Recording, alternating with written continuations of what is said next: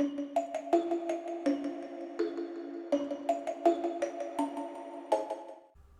guys, this is Mr. Nightmare here, and today we'll be reading a new Jeff the Killer love story. It is called Don't Go to Sleep, written by Boyo Cyper. I'll leave a link to her account so you guys want to read ahead in the description box below. Until then, let's get started. Chapter 1, The Night I Met You. On a cold, foggy night around 12:37 a.m., I was walking home from my best friend's Lisa's house after a movie marathon. Then I happened to stop under a dim lamppost. It was just an old lamppost. It happened to be the very lamppost that I met my dark Romeo, my angel of death, my love, Jeff the Killer.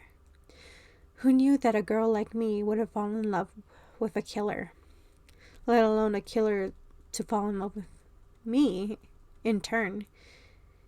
It wouldn't be odd since I do have a certain power. The power to read people's minds, and years it seems to be growing stronger. As I stood under the lamp, I couldn't help and sigh in sadness as I stared up at the night sky with barely any stars shining. I remember the night I met Jeff. It was the scariest yet one of the greatest nights of my life. It only happened yesterday. 2 years earlier, I was walking home from work that night as I started to come across an old dimpy lamppost that I noticed someone sitting underneath it.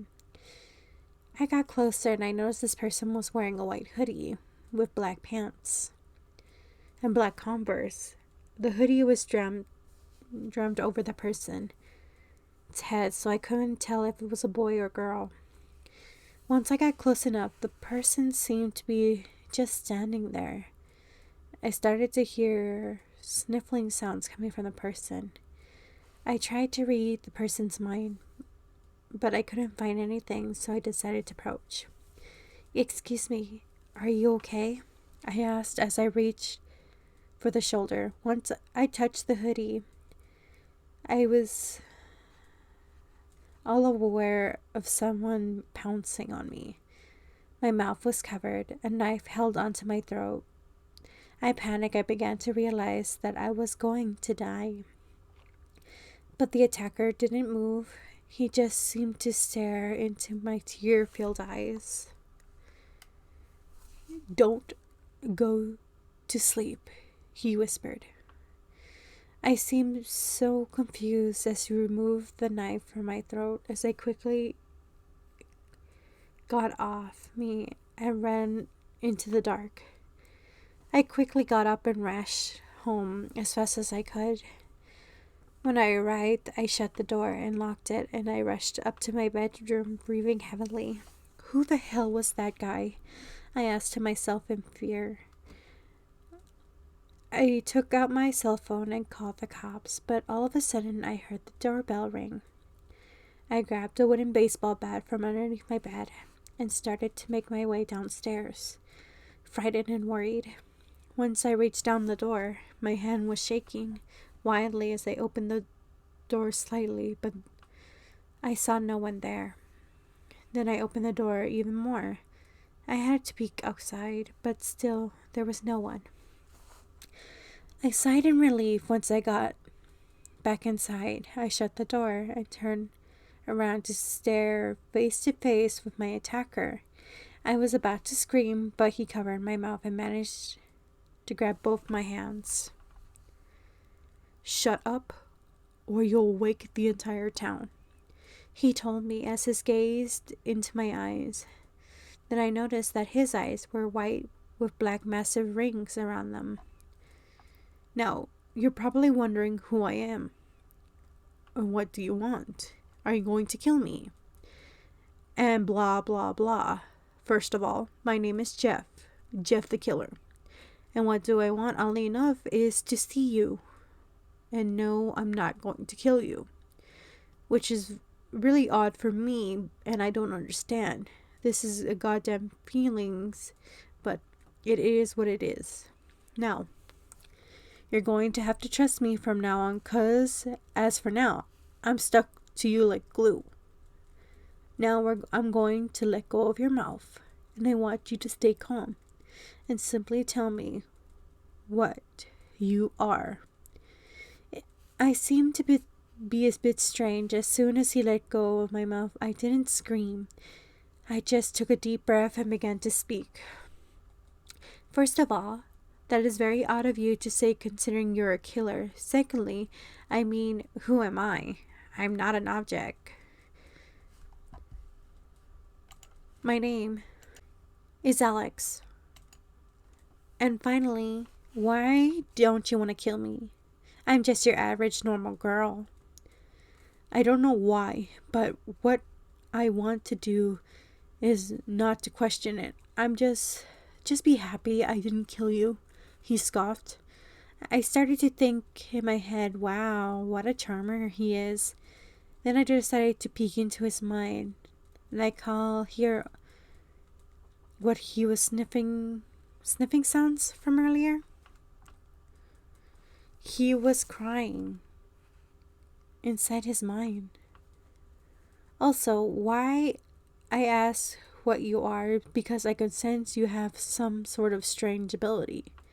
I'm going out of a limb here and say that you're a mind reader, isn't it?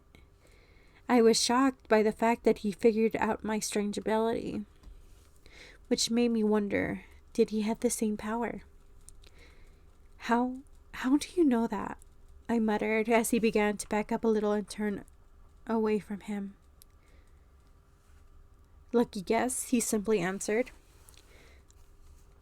I began to get curious and wondering why he had a hoodie covering his face.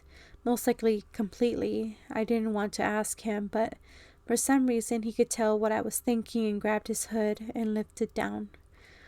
What he revealed to me was quite shocking. His skin was completely pale, almost as white as a ghost. His eyes were covered with black rims, which seemed like they were burn marks, and pitch black hair. His mouth was cut open into a permanent smile.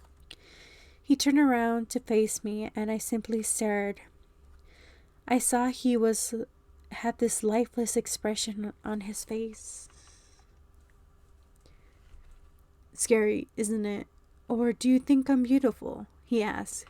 I actually began to have a little blush on my face. My heart was racing for a moment. I think you're beautiful, I answered him.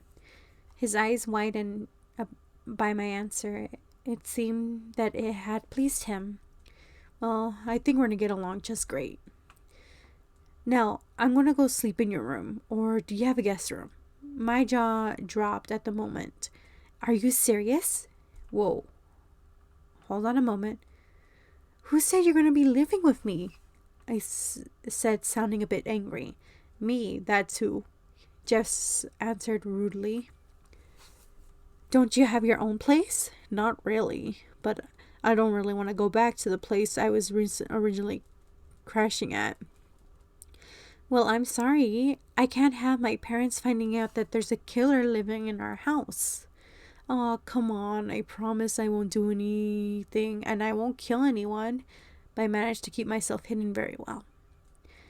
He sounded like he was begging a little. With a little sigh, I actually muttered, fine. In my head, I kept thinking, why do I feel like I can trust him?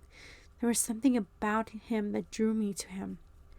Fine, you can stay on one condition. You are not to kill anyone or harm them. Got it? Yeah, whatever. I get it. Thank you.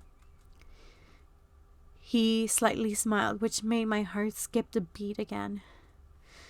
This was the starting of a new crazy life with a psychotic, rude, edgy, sadistic serial killer, and it was going to be one hell of a ride.